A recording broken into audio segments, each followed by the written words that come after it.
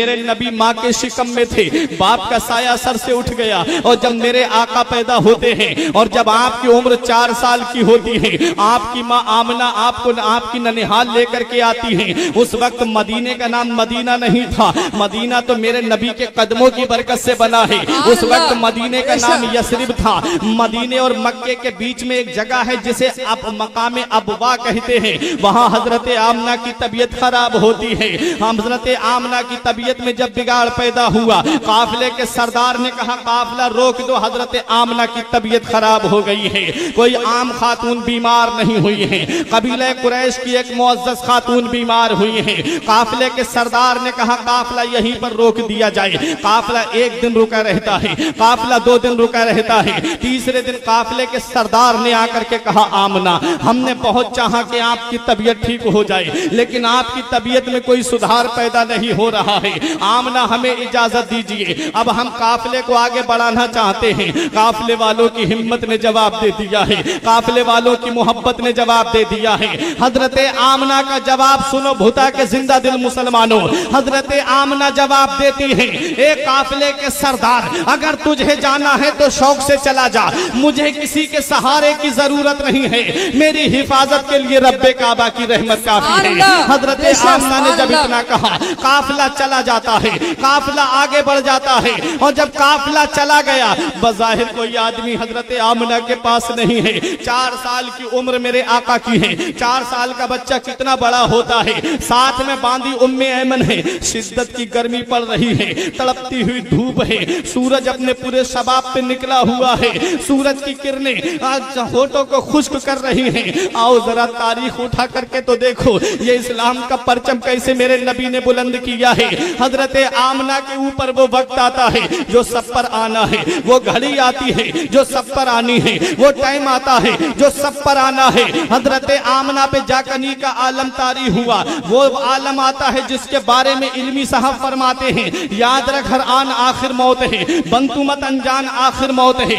मरते जाते हैं हजारों आदमी, आकिलो नादान आखिर मौत है। बारहा इल्मी तुझे समझा चुके, मान या मत मान आखिर मौत है। जब जाकनी का आलम हजरत आमना पे तारी होता है, हजरत आमना के ऊपर जब जाकनी का आलम तारी हुआ, मेरे नबी ने देखा माँ का साया सर से उठ रहा है। मेरे नबी ने देखा कि शफीका माँ का साया सर से उठ रहा है। मेरे नबी ने देखा कि मुशफिका माँ का साया सर से उठ रहा है।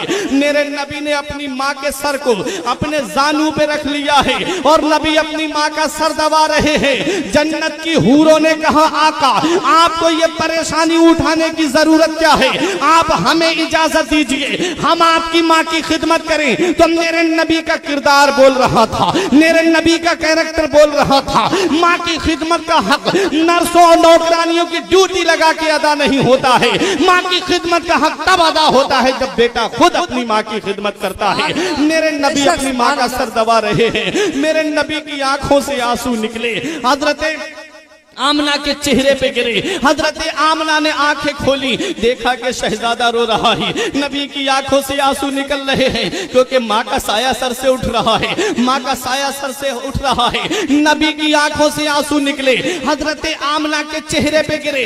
हजरत आमना ने आंखें खोल के मेरे नबी के चेहरे पे अपना हाथ फेरा और हजरत आमना कहती है मत रो मेरे लाल, आंसू मत बहा मेरे लाल, तू दुनिया में रोने के लिए नहीं आया है। मत रो मेरे लाल, तू दुनिया में रोने के लिए नहीं आया है बल्कि रोते हुए को हंसाने के लिए आया है। आंसू मत बहा, तू आंसू बहाने के लिए नहीं आया है बल्कि बहते हुए आंसुओं को पोंछने के लिए आया है। बच्चे माँ बाप की मौत पे इसलिए रोते हैं कि माँ बाप के बाद में बेसहारा हो जाएंगे। मेरे लाल तू किसी के सहारे का मोहताज नहीं है, तेरा खुदा तेरा सहारा है और तू सारी खुदाई का सहारा है। 4 साल की उम्र है मेरे आका की। मुझे बताओ अगर किसी के यहाँ पर किसी के बाप के इंतकाल का वक्त करीब हो, लोग उसकी औलाद को कितने लोग होते हैं जो सहारा देने की बात करते हैं, कितने लोग होते हैं जो उसकी औलाद को ढारस बंधाते हैं। चचा कहता है मत रो मेरे लाल अभी तेरा चचा जिंदा है, ताऊ कहता है मत रो मेरे लाल अभी तेरा ताऊ जिंदा है, खालू कहता है मत रो मेरे लाल अभी तेरा खालू जिंदा है। फूफा अलग सहारा की बात करता है, लेकिन कुर्बान जाओ मेरे नबी की अजमत पर, माँ का साया सर से उठ रहा है, कोई सहारा देने की बात करने वाला नहीं है, कोई बज़ाहिर सहारे की बात करने वाला नहीं है। मेरे नबी की माँ का साया सर से उठ गया, मेरे नबी की आंखों से आंसू निकले। परवरदिगार आलम ने इरशाद फरमाया, मेरे महबूब आंसू बहाने की जरूरत नहीं है, मेरे महबूब तेरा खुदा तेरा सहारा है, तू सारी खुदाई का सहारा है।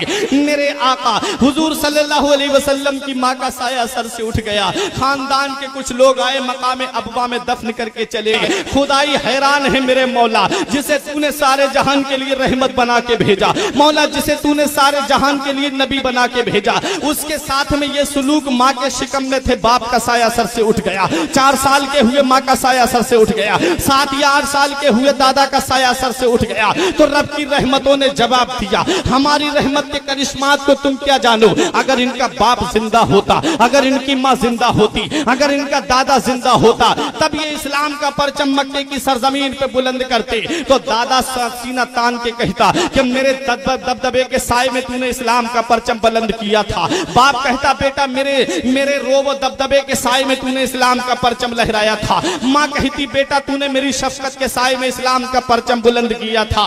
परवरदिगारे आलम ने वो साए पहले ही उठा दिए ताकि दुनिया जान ले कि जिसे मैंने अपना महबूब बनाया है उसे किसी के सहारे की जरूरत नहीं है, बल्कि उसका खुदा उसका सहारा है, वो सारी खुदाई का सहारा है।